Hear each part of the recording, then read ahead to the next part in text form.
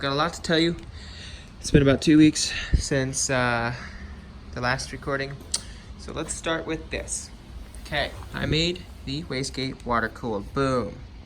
See that there? I got that hose and them fittings and a million different fittings. There is this line coming to here. This is 4 AN to a dash. It adapts to 6 AN T.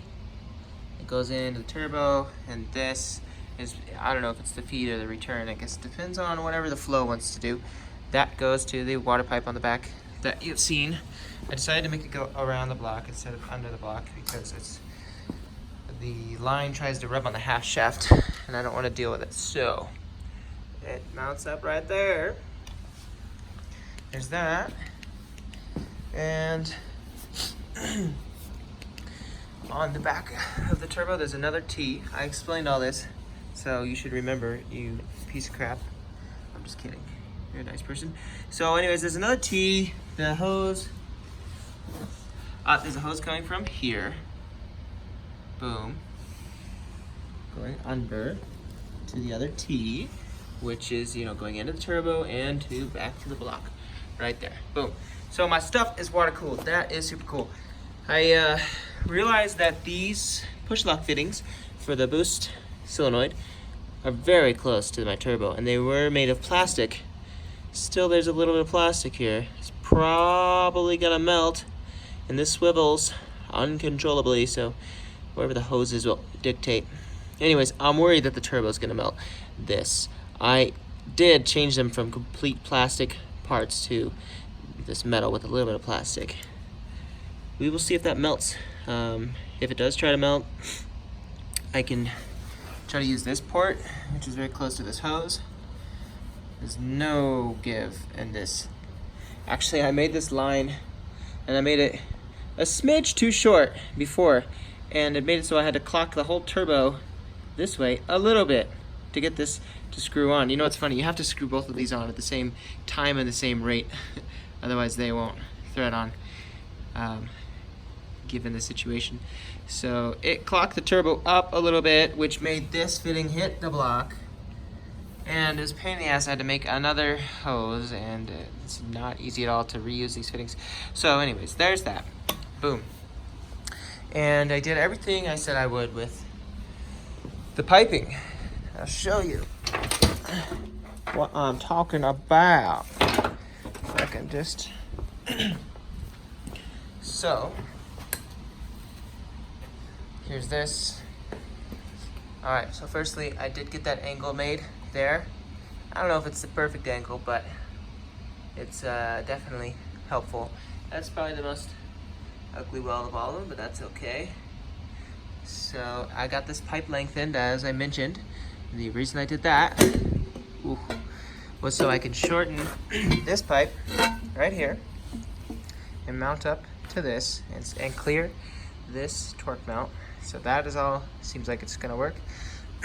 Then I did that thing I was talking about, putting some stuff underneath for the vacuum hose from the blow-off valve. So that will be completely hidden, woohoo. And I also put the intake air temp sensor there at such an angle that one will not really see. You might see a little bit of pokey wire, maybe, but hopefully I put it at the right angle to where you don't see it. You might see it. So that's that, and then I just added this bung here, as I mentioned, for the boost solenoid, and I realized that is very close to this. But I will figure it out. I didn't have that ballast there once I was thinking about doing this. I did up my harness. Last time you saw, the harness was in a million pieces, and so here it is now. I finished it. Just kidding, that's not it. This is it. Right here, I have it in the bay for fun. So, boom, here's my reverse. Ooh, I need to get the little D-pin locker thing for that. But reverse, I'm probably not gonna go through all and tell you every single one, but here's one branch. I've integrated the coil on plug harness from Burton Racing up into this stuff, and you're supposed to use the power wire from this and link it to this harness, but this power wire for the coils is very small. So I will show you what I did. Here's the ground wire. Boom. I made this tuckable. I think I showed you my idea of what I'll do, how it wraps underneath the starter. I hope I can find this cap, because I talked about that, and I don't know where the cap is. I haven't really looked, but if I don't find that, then I can't really start the car. Anyways, I have adapted for the ID injectors. They are there. So this is the cheapest harness tuckage I could do. Pretty much cost me nothing. Just electrical tape and soldering iron. Oh man, I have done so much soldering. I did a lot of soldering on that. And I would like to inform you that, boom, I also did this like I said I was gonna. There's my headlight wire harness. No longer comes through here. I need to retape that. So now it is solo. Boom. That's it. Cool. Also, LED blinkers and stuff, they demand less wattage, and I don't know, the flash relay, yada yada. The LEDs blink at a faster rate than the incandescent lights. So, solution, change all my lights to LED. Because these blinkers, these rings are LEDs, right? So I changed these to LEDs, and they now blink at the same rate. And one thing that really makes me not sleep at night is when I put this back together, this headlight, I left like fingerprints and crap on the inside because I did it too fast. And I'm definitely gonna have to take it apart and probably replace this because I don't like the paint on it. I messed it up. So there's that. I replaced these with LEDs. I'm working on the tuckage for my washer fluid reservoir. Boom, boom, boom. Comes along the back, comes up through this hole like I had mentioned. Boom. I like it. Oh, I don't know if I told you, I think I did. I got the S2000 master cylinder and this block spacer and this JB Tune clutch JB Tune clutch hose, whatever you want to call it. So that's great. That's all fairly tucked-ish. And then I cracked my window because I was really mad. No, I'm just kidding. I'm not that person. I was being careless. I took my airbag out to see the potential of how I'll mount my fuse box with the airbag in the airbag area. I decided not to do that, but anyways, I went to put it back in, and it was a real freaking bitch to get into this point, and I knew that I might crack the window if I use a rubber mallet and try to go bang, but I already had a crack right here. And anyways, that's my excuse as to why this is okay. I have to replace it anyways. I cracked my window. I found a razor blade. I found this super cool, makes me happy way to mount my fuse box. I really didn't want to get rid of the airbag. I made this little thingy to space it out and all that. This guy is gonna mount onto this bar right here. And I can even put my cover on, front and back cover. Back cover's a little hacked right now, but I'll put my cover on. This will mount up here. I'll still be able to use like a third of my glove box, maybe. My glove box will open and close without hitting this or messing with this, which is great, fantastic.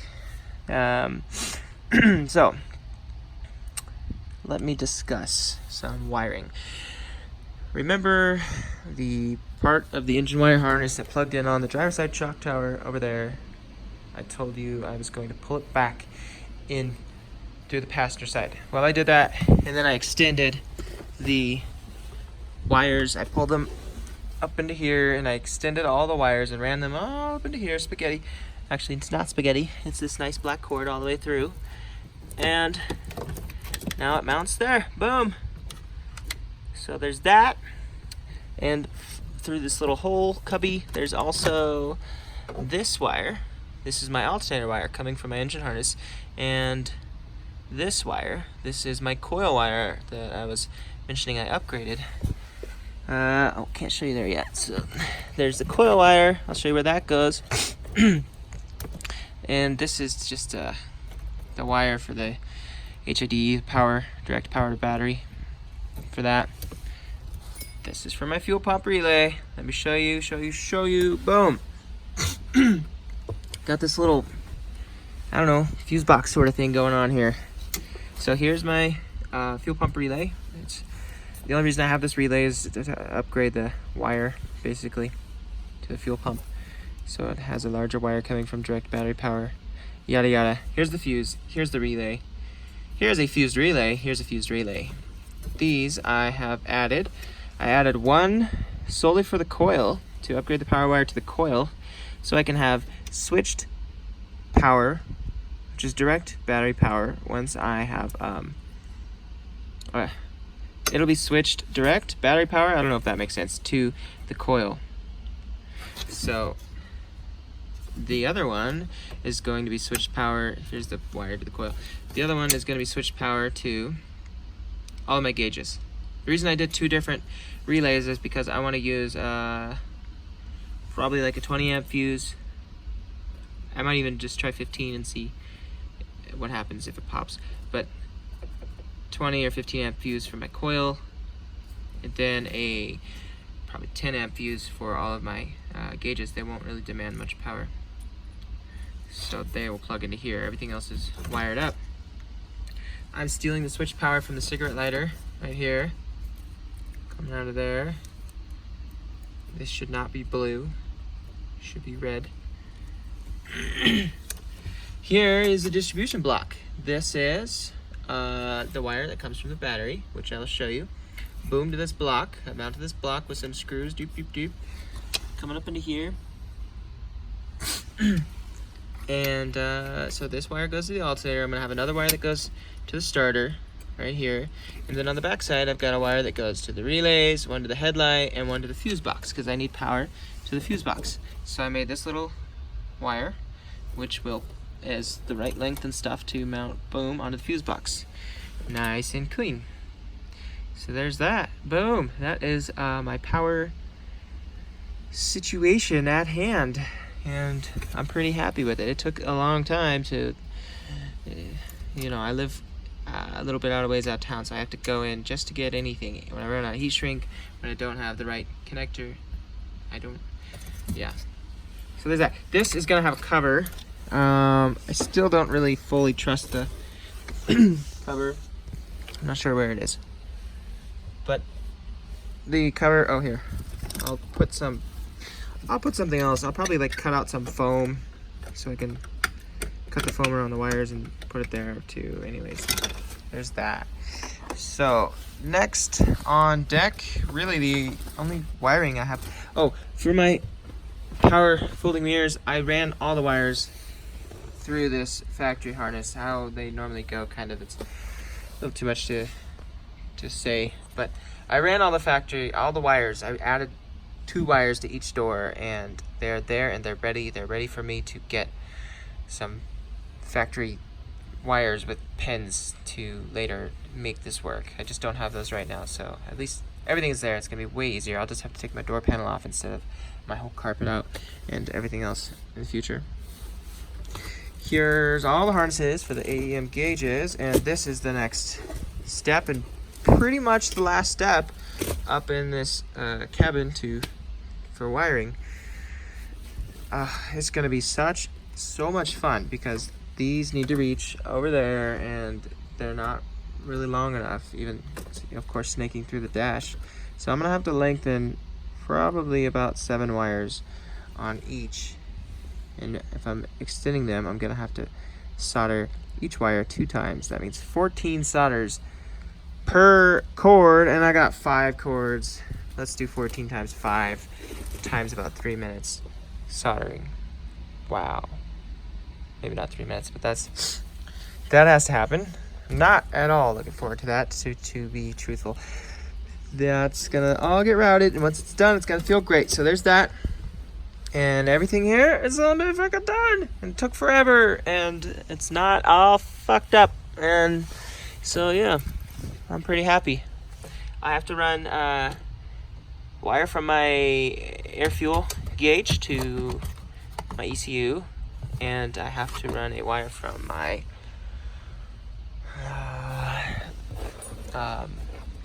flex fuel sensor also to my ECU. So that's it as far as additional wires to the ECU.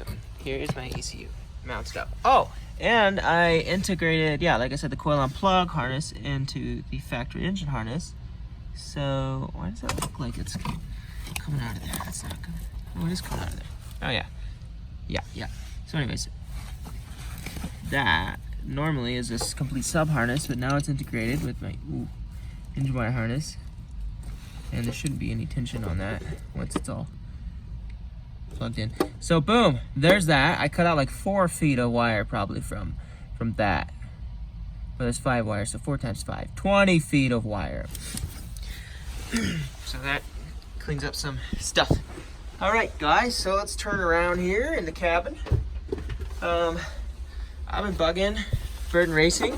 Burton Racing, this is the fuel pump upgrade harness. I have smushed it into this factory thing so I can, in the end, it's just going to be going into here. You're not going to see anything but this. So one of these plugs into my factory connector, like this guy. So this one, whatever, right here, plugs into this guy.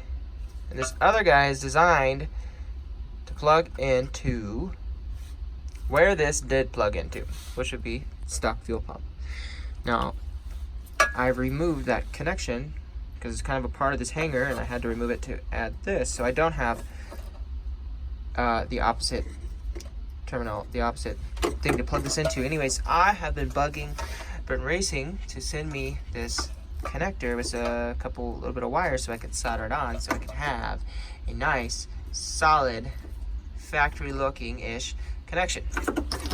So they sent me one, and that's really awesome. Or they're sending me one right now. He just sent me a tracking number, and he doesn't seem to be charging me. I told him let me know how much. I have not got an answer. I tried to bang this out with a socket and a hammer, Jim, and I don't know if I should have probably asked you what you were talking about, but that did not really work. So don't know how that's gonna mount yet, because it doesn't clear this. I have my power wire coming from my battery, and this is the ground wire for the fuel pump relay. I've stuffed them under this bar here, which might look a little dangerous, but I have foam. I have a piece of foam, and I'm gonna double check it because I don't know, it does feel a little sketchy. But I added this piece of foam. I put the wires in the foam and folded it, and then bolted this down, because this wire's not long enough to go along this side, and I don't want the bump here. Look at all bumpy.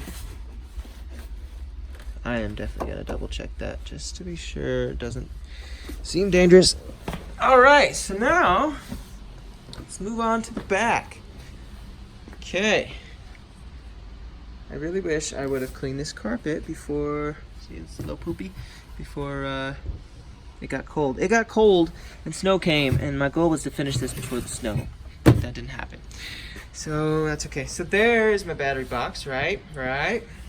Oh. So imagine just a bare trunk that's not dirty, and a high quality camera, and boom. Oh, what's that box? What's that? That looks like a bomb. Okay, ready? Boom, battery. That's crooked.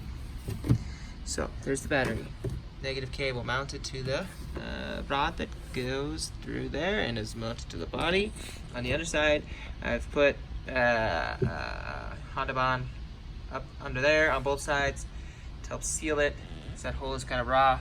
I've added this tube, vent tube, which I'm thinking about pressure. If it's venting gas out, does it create a vacuum? Should I have 2 tubes? I think I'll be okay. Something to think about though. There's my power wire going through this little water proof, air proof thingy that I showed you. Boom, through there, up into there. Don't mind the electrical tape. I really wish I would have put heat shrink on there before. I JB welded this plate to the box and this circuit breaker to the plate. It's a nylon plate. And there's that. Like that, boom, boom. There's my power wire hiding. I said hiding. I'm also gonna add the power wire for the sub and amp later on because that's important to me. So there's that. The bottom of my lid has some yucky looking goopies and this rubber seal right here. So, you know what's really stupid? I can't put this on until I get a 12.7/16 deep socket because that's the only way I can freaking screw these down with a stupid bracket. Like, come on, Moroso, what were you thinking? And why would they space that so far that these nuts, they're designed to be down there, smush into the side of the box. You can't use a washer down there. It's just terrible. Like, I should just make another bracket. It's a big thumbs down for Moroso. I already drilled the holes in the body when I realized that that is shit. Otherwise, I would have drilled them a little closer and made a new bracket. I used this bracket as a template to drill the holes. It's just crap. Just crap. So that vent tube, by chance, is venting into my frame rail. Can you see it? Yeah, anyways, it's there somewhere. And then there's the bolts for that. So there is my battery relocation. So that's that, and so I am going to tonight put this engine in with the wrong transmission. I still don't have the right, my GSR transmission with the Type R LSD. So anyways, I'm gonna mount that engine. That is the only goal for the night. Pretty easy. And then later, I need to figure out, I really don't want to pay the welder again. It's 150 bucks an hour for the aluminum welder, but I need to mount some brackets on this. I have these little side holes that are threaded to use, but I don't really know. I mean, I could figure it out somehow, but I saw something on the interwebs where somebody used like this hole. They made a bracket which was welded on the top and then, you know, and then flat up with a hole so you can put a bolt here and use that hole. And then down here they did something cool. They drilled some holes here and here to use these holes. So that way they could fit an Allen wrench up in there and hold the bolt. It's one way to do it. And the bolt goes up and there'll be tabs or brackets welded on the bottom of that, so it will sit down and then push back. I really like that idea because it's very little modification to the body. Not a whole lot of welding. I wouldn't even really need to be that precise if I brought this to someone and said, hey, weld it, because I could later drill the holes in the best spot. So that is what's going on. Okay, well, I'm gonna get to work. Just putting this engine in. The next goal is to start working on the AEM wiring harnesses. And we'll be on the up and up. Okay, have a good day. Thanks for watching. Bye.